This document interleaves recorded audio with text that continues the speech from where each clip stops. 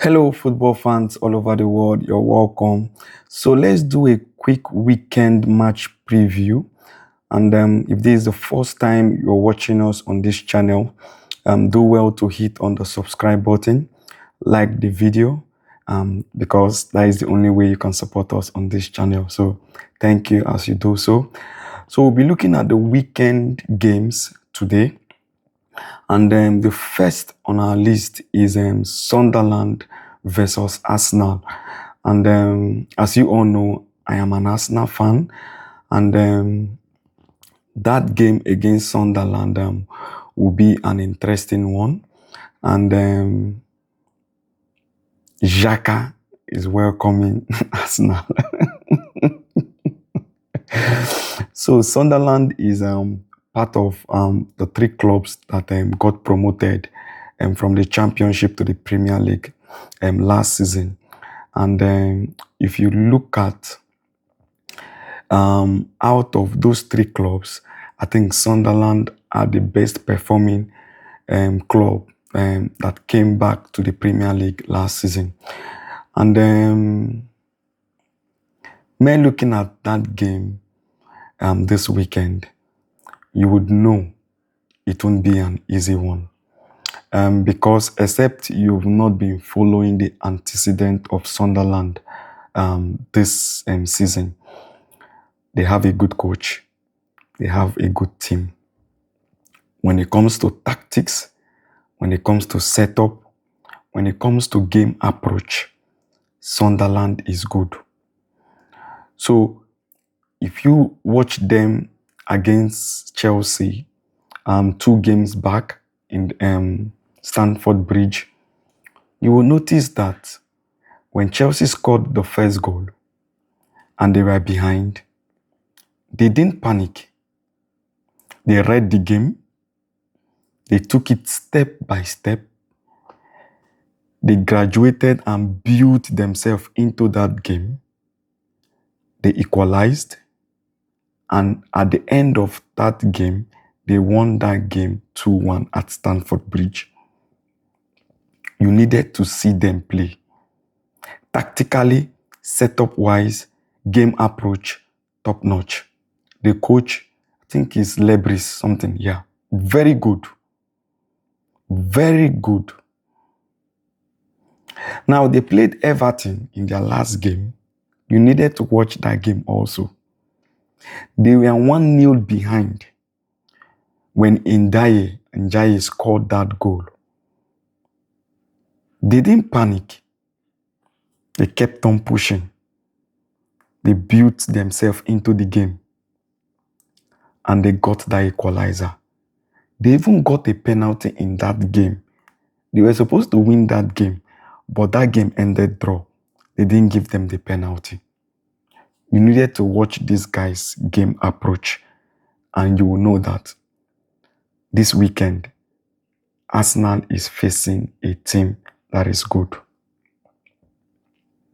Not just on paper.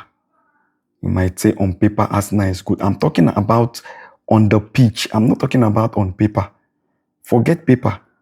I'm talking about game, what we are watching. So when you look at that game, you know it's not going to be an easy task for Arsenal this weekend.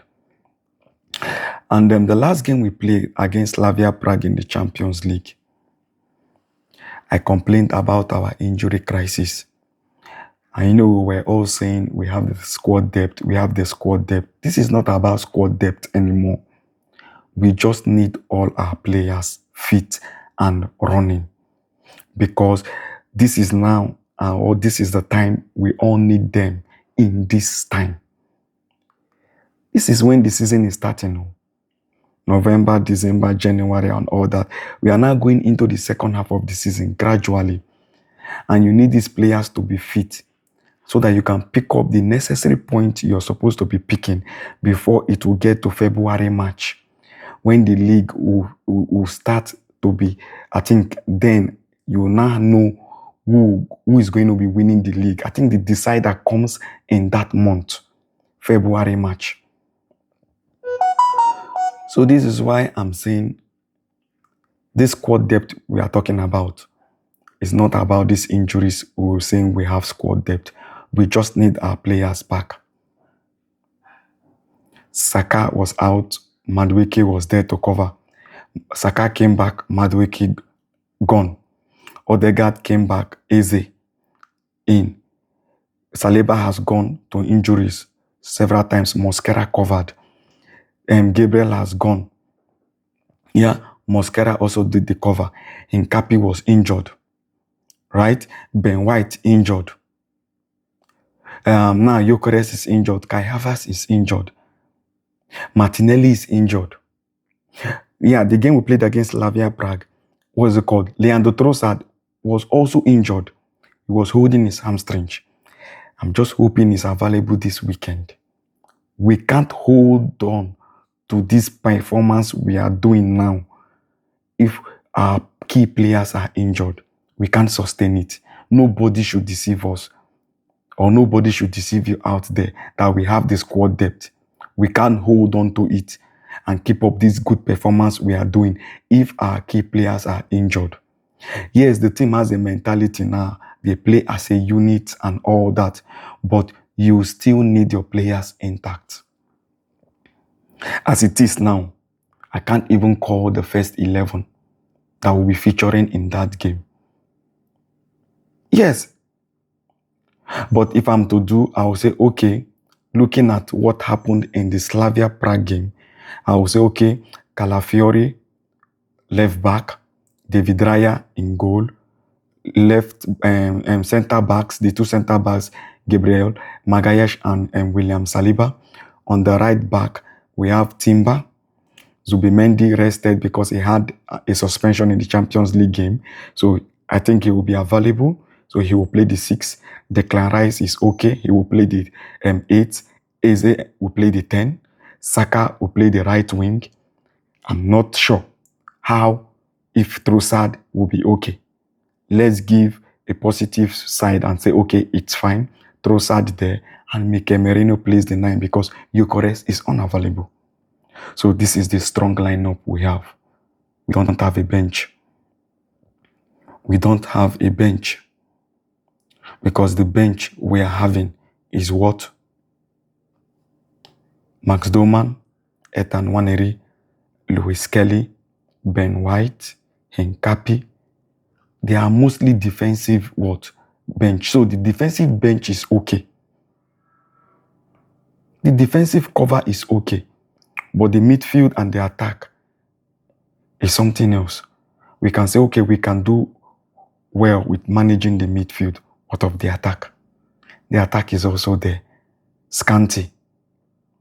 So let's see how it goes. And we are happy that after this game this weekend, it's international break. And then we are hoping that our players will be back after the international break. That is where I'm just happy because after the international break, we have serious games to play.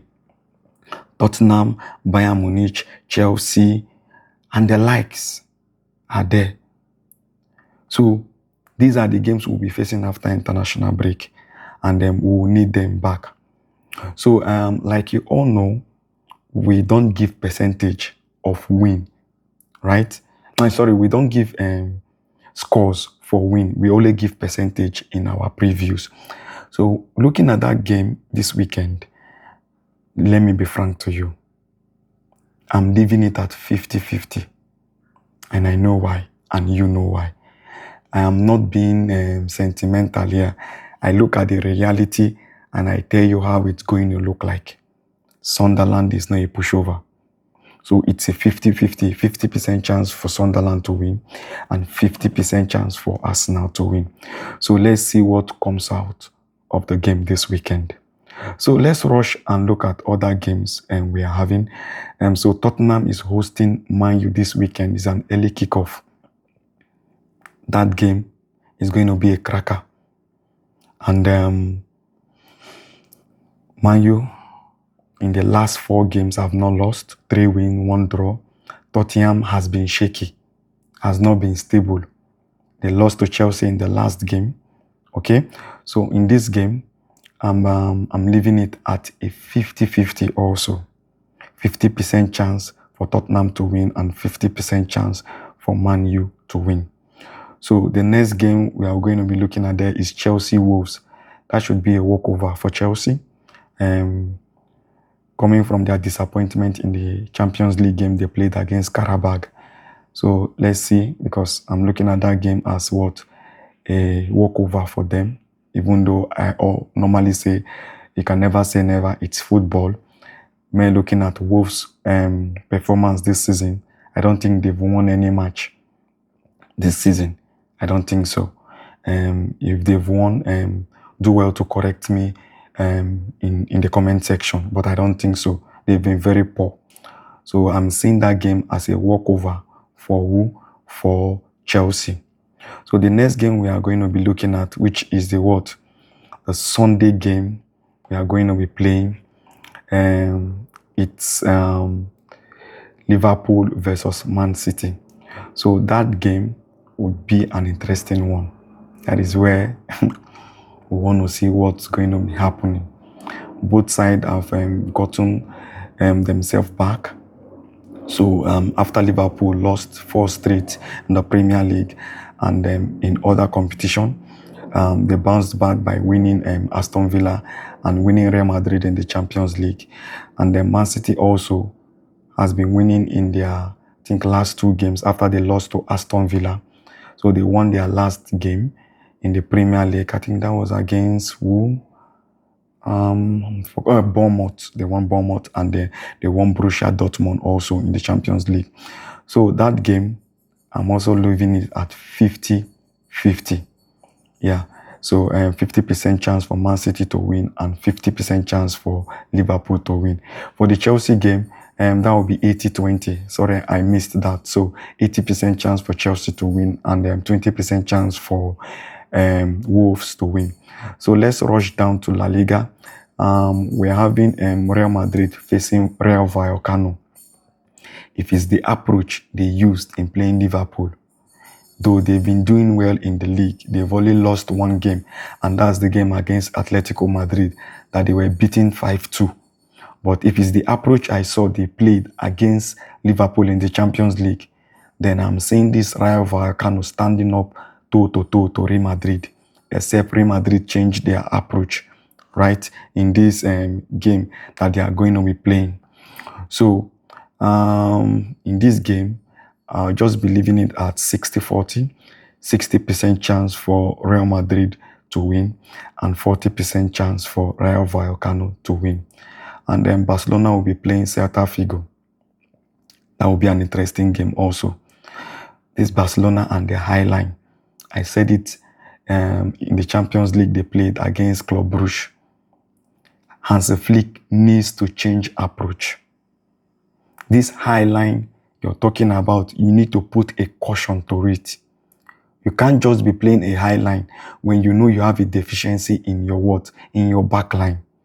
Wait till you have the right resources and the players in the back line and the midfield to play the high line. For now, put a caveat or a caution to it. But if you don't want to, it's left for you. You see this game?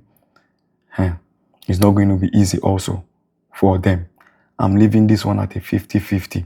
So 50% chance for what? Celta Vigo to win and 50% chance for what? Barcelona to win. So that's the game for this weekend. We are going to be looking at. So there are other interesting games.